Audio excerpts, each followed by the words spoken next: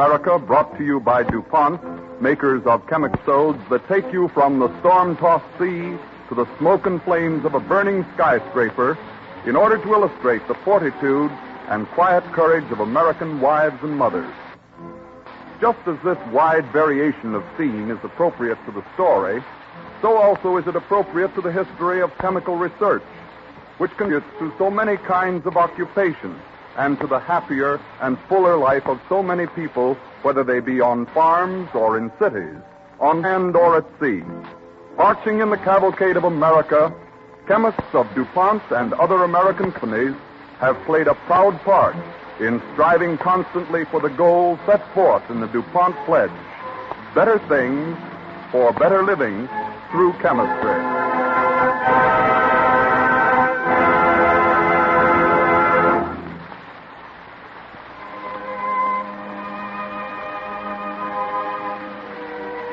The DuPont Cavalcade Orchestra brings us a special arrangement of two well-known songs by the American composer Charles Wakefield Cadman, At Dawning and I Hear a Thrush at Eve.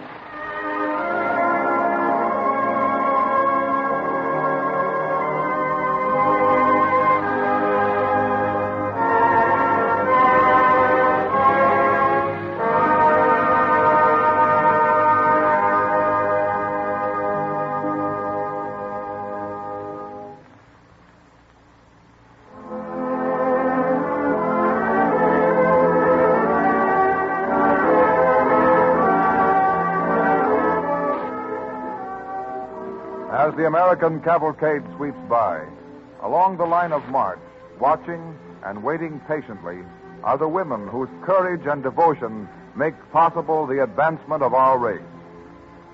Wherever men go out to wrestle a livelihood from the jealous elements, women wait at home for their safe return.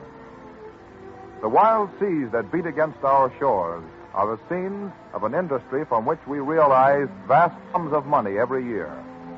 In 1870, the center of our fishing industry is at Gloucester on Cape Ann in Massachusetts. A young girl from Indiana, engaged to be married to a young Gloucester fisherman, is talking with his mother. Oh, if they don't stop that terrible horn, I'll go out of my mind. Horn? Oh, there. We get used to it. So will you. I don't think so. I was raised inland. Anyway, the fog will lift by and by. Been going all day. And all last night. Is it always like this in April? Most any month east of Cape Ann. The wind will spring up after a while and blow it away. Or the sun will burn through it. We have nothing like this in Indiana. It's as dry as all that. Oh, well, we have ground mist sometimes after sunset and a haze in the morning now and then. But we don't go roaring and bellowing and ringing bells until it lifts. You don't have wrecks. The sea is terrible. Well, we make our living out of it here in Gloucester. And I guess you've had our cod and mackerel out where you come from, too. I expect we have. But I didn't think of John as going out in the boat. My son will be master of the best of them one day. Like his father and his grandfather, on both sides before him. We're all seafaring folks around Gloucester. It must be mighty strange to be married to a fisherman. Well, my father came in every night from the fields ever since I could remember. Why, it would seem like being a widow, not having your men come home for weeks at a time. We're raised to it. You'll get used to it. After we're married, I'll make John give up going to sea. Not if you're wise, you won't. It's in his blood. It's the very breath of life to him. But his father, your husband, Jane, and your own father, what became of them? John's father was in a lost dory on the Grand Bank. A lost dory? When the men get the fishing ground, sometimes they put out in dories. Small rowboats they are. Two to a boat. For casting the nets or fishing with hand lines. If a fog or a gale comes up sudden like, well... Horrible. And your own father? He went on the rock out yonder before they put the light there. But that was long ago. Well, I won't live waiting and waiting like that, always suspecting the worst. Then don't marry John. But I love him. Aye, Ruth. So do I. Of course. You're his mother. But I don't understand why you let him... Ruth, your own father got caught in a gale right in his own farm. Cyclone, we call it out there. But at least it was quick. And Mother was with him. He'd have done better staying down cellar with you. Not that I'm sorry you came to live with us. You know better than that. Oh, of course, Jane. Why, what's that? What? I thought I heard something. It's the silence. The horn stopped. The fog must be lifting. Oh. The wind will be shifting now. Maybe it'll be a good breeze. Oh, I knew it. Barry, I'm in the kitchen. Oh, George sent me after his duffel. When's he going? Right away. The fog lifted and a fresh breeze is coming out of the southwest. Hurry, Ma. Here, Ruth, put the new bread in that oilskin bag. Yes. Barry, get your brother's boots. All right. I'll get a few extras together. Well, I'll do that, Jane, while you pack his clothes. Oh, most of his duffel's been packed and ready this last 2 weeks, waiting for good weather. Hurry with the bread, Ruth. Here's his boots, Ma. Good. Now, take this bundle. Ma, What? can I go with him? No, you're too young. I'm 14. Dad went when he was only 14. No, I need you here. Now, take these things down to your brother, and be sure you come back. Oh, gee, Ma. Wish him good luck for me. And mind you come back. Oh, I'll come back, all right.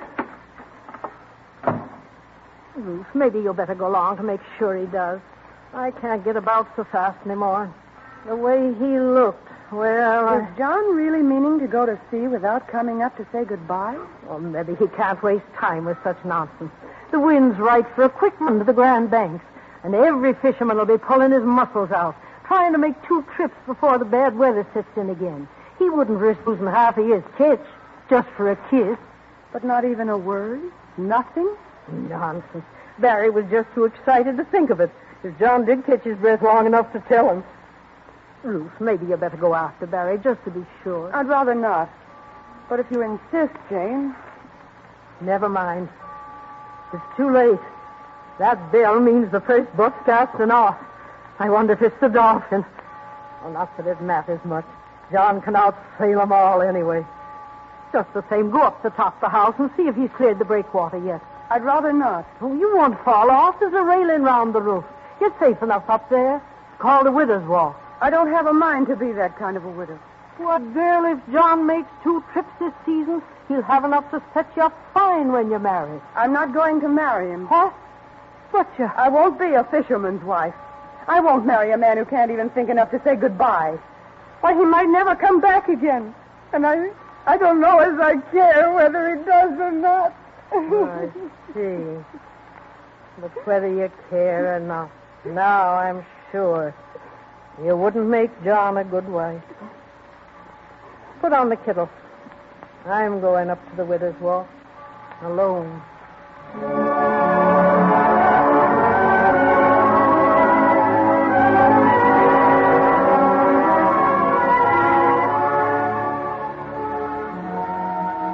An hour later, Jane comes down from the widow's walk to begin her patient vigil till her ship, John's schooner Dolphin, comes home again, if the Lord in his mercy will have it so. Oh, well, you startled me. You're easy frightened.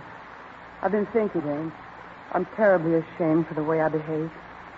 I love John so much, it hurts so to think. Oh, I understand, Ruth. Never mind. They're all hull down on the horizon now. Just put the kettle on. Let's have a dish of tea. If you said it's chill. All right, Jane. Where's Barry? Barry? Why, I don't know. I haven't seen him since... Barry. Hand him a shawl, Ruth. Come in. Jane, what do you think of? Are you plumb daft? Sit down, please. How can you keep so cool? Well, maybe you don't know. No, what? That your boy Barry's gone out with the Dolphin. Barry's gone? Yeah, and him only a boy. Jane, I wonder, after all you've been through, you wouldn't keep one of your boys from the sea. I knew he'd go.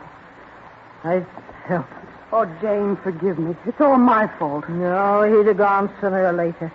Only He just jumped on board as they were shoving off. He'll be out there on those awful banks. Maybe out on the sea in one of those little dories. Of course he'll be in a dory if he's any son of mine.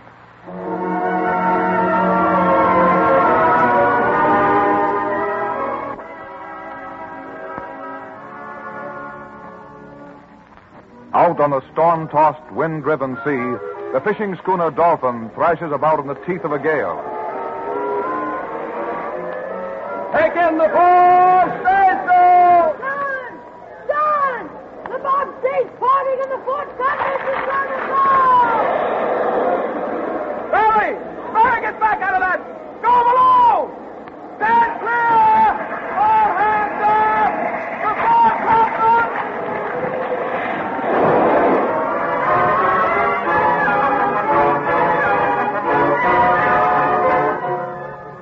The same storm roars along the coast of Cape Ann, tearing at the snug, tight little white cottage on the hill in Gloucester. Oh, will it never stop? Hour after hour, it's just been going on. And out there somewhere... Oh, Jane, nothing could live through this. John. You'd better go fasten that shutter before it tears loose from its hinges. What? Oh, the shutter. I scarcely heard it. You must be deep. How can you even think of such a thing? Don't you realize John is out there with... Yes, and Barry. I think I'll bake a cake. I don't understand you, Jane. You seem so hard sometimes. You don't seem to care at all. Care? With my 2 boys out there, all I've got left in the world. The years I've waited for the sea to send me back the men I love. My father, my husband, and now my son. Oh, Jane, I'm so frightened. Forgive me, please. I'll try to be more brave. Get me the flour. Will the cake be chocolate or coconut? Barry likes chocolate, sis. Oh, my boy, my baby.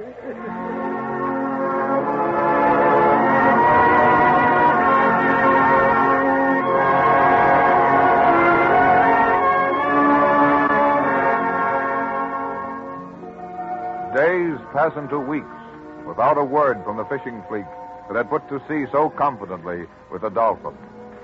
April blossoms in May. Ruth has learned to wait as bravely and as patiently as Jane. Then, late one evening, as the sun is sinking in the west... The bell. What are they ringing the church bell for? They've sighted one of the ships back from the banks. Come up to the top of the house. We'll see there. Bring along that glass. Glass? The spyglass, woman. Oh, I can't get up like I used to. Once I did it 2 at a time. Watch the turn of the steps, Jane. Yeah, I will. Do you think it can be the Dolphin? Oh, whatever but it is. It's the first back since the storm. They'll have news. Be careful of your head coming through the trap door. Oh, what a beautiful evening. So clear and fresh. Don't slam the door. Here, help me steady this glass. There. That's it. What is it? It's the Dolphin, all right. Without her fore topmast. But, Jane, how can you tell which boat it is from here? Why, it scares Don't you think we know our own vessels? But I can't see her. Oh, yes, there he is. In the bow. Waving his hat. John? No, Barry. What would John be doing in the bow, you landlubber? He'd be at the wheel. But I can't quite... Yes, I can. There's John, too. Oh, Jane, I'm so glad I'm going to have to cry. Go below, Ruth, and put the cake in the oven. And leave you here alone? I won't be alone. I'm going to pray.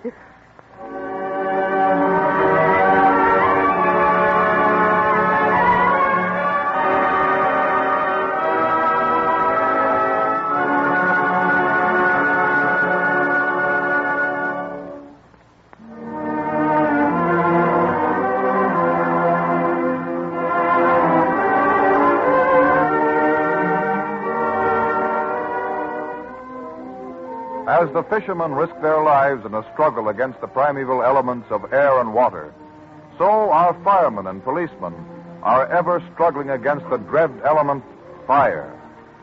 Our second episode in the Cavalcade of America, presented by DuPont, tells a story of the wives who wait for these brave men, on whose quick thinking and prompt action may depend the security of life and property. Early in the morning of January 9th, 1912, Company Lieutenant John Larkin of the New York Fire Department is called from home when his private alarm signal summons him to duty. He leaves his wife, Mary, and their daughter, Molly, busy in the kitchen getting breakfast. I wonder where the fire is, Mom. Station 24, your pa said it was. Well, another false alarm, maybe. Not on a second alarm, Molly. It's a real fire, all right. Come in. Oh, excuse me busting in like a wild wind, Mary. Oh, come right on in, Bridget. Have some breakfast. Oh, thank you kindly. I haven't had a bite yet this morning. Fry Mrs. Riley an egg, Molly, and make some tea. Yes, Mom. I could be using a cup of tea. It's bitter cold outside. The temperature's below 0. You don't say. Well, what brings you out so early, then? Well, my Danny hasn't come home from his beat yet. Huh? He's been transferred to night work in the financial district. Not that he likes night work, but it's nearer home. Yeah. I was wondering what would be keeping him on a bad, windy morning, Mary. Would you be knowing of anything? Well, there's a fire at Station 24. Oh, glory be, that's on his beat. Well, no, Oh. Here goes the third alarm. Oh, it must be getting serious then. 24 isn't far from here. I think I'll run over and see how bad it is. I'll go along with you, Mary. Yeah, me too, Mom. No, Molly, you stay here. Keep the kettle boiling. Get some blankets off the beds and warm them up behind the stove, just in case. Yes, Mom. Now, where'd I put my hat? Oh, here. And Molly, put the bread in the oven. Yes, Mom. Come on, Bridget. You better take this shawl. You may need it. Thanks, I will. The wind's howling a gale. After you, Bridget. Oh, it is cold out. Wind goes right through you. Won't it, though? Oh, Mary, if it is over on Danny's beat, all right. Be hard to keep a fire checked in this weather. The water will turn to ice. If it gets headway... Look out!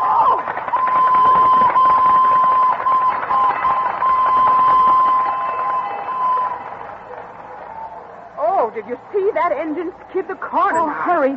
We must be getting close. I can hear the pump. Well, there's holes all along the streets already, and no It's time... around the corner, maybe. Watch you don't slip on the ice, Mary. Look, there. Mother of mercy. It's the Equitable Building. Oh, my Danny will be right in the thick of it. Oh, hurry. Hey, you two, where do you think you're going? My husband's Fire Lieutenant Larkin, and I thought this... Well, he's busy just now, as you might imagine. Have you seen my Danny? Danny Riley? Sure, he was on the other side of the building the last I saw him. No telling where he is now, but you can't go past the fire line. They've sent out a fifth alarm. They'll be laying new lines through here at any minute. Stand back in the doorway. You'll be out of the blame wind. Thank you kindly. Look, Mary. It's like the fiery pit. Oh, it's awful. Take care that none of the spray falls on you. It'll freeze you stiff. Oh, it's blowing the streams of water right into mist before it even touches the building. And with all that pressure... There's a 60-mile gale blowing, lady. Just look at that engine all covered with ice. Why, you can hardly Look make a... lively there. Get back in the doorway, lady. Oh. It's a wonder them walls can stand all that heat and ice. They can't. Look, part of the cornice is fallen. Oh, there it goes. Oh. It's exploding like bombs. And it's made of solid granite. Oh, the heat must be terrible. Look, Mary, up there on the roof. There's 3 men. Oh, they're trapped. Maybe it's John. No, there's some of the cleaners and porters who were working in the building. They wouldn't clear out trying to save stuff.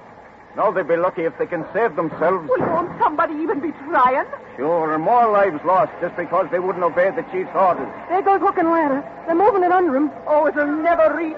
The roof's up 8 stories. They'll climb the ladder far as they can. Then they'll use scaling ladders. You know all that ice? Sure, But ma'am. how'll they get over the wide cornice? Oh, they'll find a way somehow. Or they shoot a line over from one another building. The street here ain't very wide. Yeah, but if the walls fall... Yes, it'll fall all right sooner or later. Oh, look at those rocks fly off it. Yeah. The heat must be something fierce inside. And nothing but cast iron columns holding it up. Oh, when I think of John in there, and me here, unable to do a thing. Oh, Mrs. Larkin. Mrs. Larkin, is that you? Yes, Tim. I've just seen the lieutenant. Well, he's over by that ladder somewhere. Oh, it makes me feel so helpless. Like only do something. Say, you really could do something if you would. What? See if you can get us some coffee. Some of our men have been hurt, and we're all half frozen. Why, of course. Mary, look, going up that ladder, 3 of them. And one... Oh, Bridget. The first one looked like John. Oh, Mary, you can't leave now. I'll get the coffee. Now, Bridget, there's no use in here wondering. John has his work. Thank heaven I have something to do now besides waiting.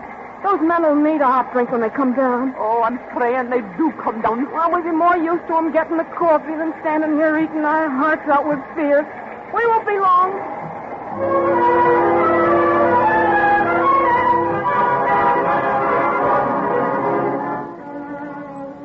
While the fire rages and their husbands' lives are in peril, Mary and Bridget make buckets of coffee with the water Molly has kept boiling at home. Then all 3 of them struggle back through the sub-zero gale to find the Equitable Building a roaring inferno of flames. How was that, Mom? We'll soon see. Don't spill the coffee. Oh, my arms near broke with the weight of these 2 kettles. Around this corner now, and we can turn them over to the men. See, everything's covered with ice, solid. Look at that engine. Watch out, Molly, you don't slip. Here, you woman. You can't go through here. Oh, it's you back again. Oh, that's fine. Hey, foreman. Here's your coffee. Coming right over. Oh, say, Mrs. Larkin, this is great. Well, we'll go back and get some more when you've used this up. Well, we don't know how to thank you, Mrs. Larkin. Hey, Joe! Yeah? Coffee! The worst fire I've ever known. Yeah. There's 3 men trapped in the great vaults in the basement. Oh. You can see their faces looking out through the bars. Oh, can't you do anything? Well, they're trying to saw through the bars now. Hey, Bill! Bill, coffee! Tim, where's John? Last time I saw the lieutenant, he was making for the ladders. There's a couple of men caught on the roof, and he volunteered to get them down. Oh, then it was him I saw. Mary, look! Oh, no! The wall! Oh, the whole inside of the building fell. Oh, John, those men on the roof. Gone before the firemen reached them. The fireman, that's John. And there's no one on the ladder. No, ma'am, but... Oh, but look. Look there. Oh, bloody be. Hanging on, there's the scaling ladder. On the side of the building. His hook held on the remaining wall. The big ladder's back now. Sure he'll make it. Oh, thank God. Tim, Who's that on the stretcher? Battalion Chief Walsh. He was hit by a piece of the wall. Oh. When a wall falls, someone's bound to get hurt. Look, Mary, look. Look, there's John. He's almost on the big ladder. Good. Good. This way, Lieutenant. Lieutenant, here's some hot coffee for you. Oh, that sounds fine. John. Mary, Molly, why, what are you doing here? Dad, I'm so glad you're safe. I was in luck. Oh, Dad, you got icicles all over you. Oh, John, have you seen my Danny? Yes, sure. He's over reviving the man they finally saved out of the vault. Oh, thank heaven. Now I got to be getting back. Oh, no, John. Oh, it's all right now, Mary. No more danger. The fire's under control. We've won.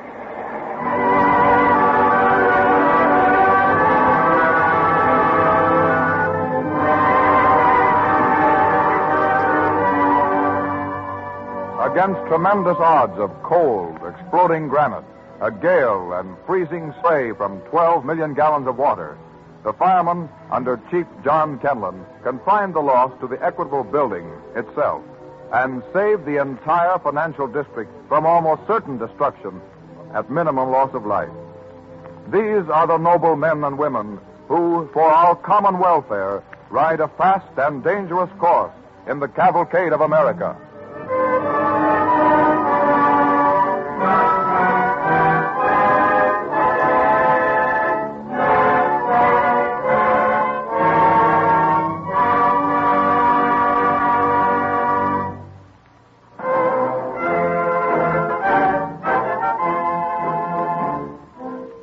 As we have heard this evening in these stories of courageous, steadfast women, many people devote their lives to service of an inconspicuous sort.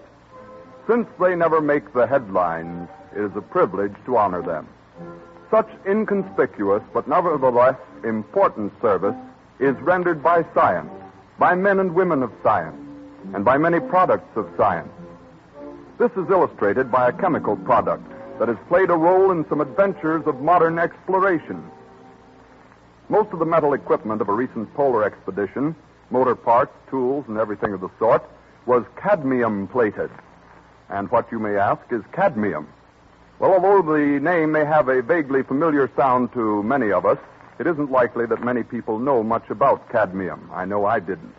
It is one of the rarer metals, and when used, as I've just described, is similar in appearance to chromium plating, though usually not so bright, but it is superior to chromium for this purpose because it sticks on the job more securely and has greater resistance to damage from bumps and bangs.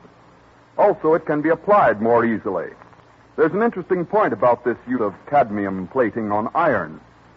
Usually we think of iron as being a symbol of strength, and of course it is strong in many ways, but it has one weak point. It's easily attacked by nature. It rusts and wastes away. Various things are done to protect iron from nature, and cadmium plating is one of the best defenses that chemists have devised. One of the many jobs that DuPont chemists do for industry is to extract cadmium from its raw materials and supply this metal for use in plating as an armor for iron. This is just one more instance of the part played by DuPont in creating better things for better living through chemistry.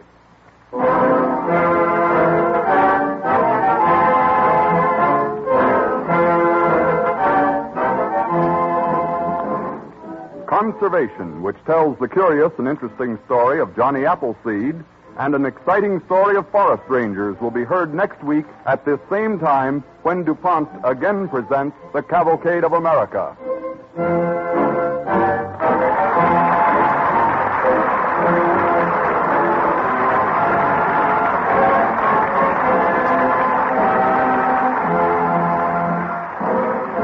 This is the Columbia Broadcasting System.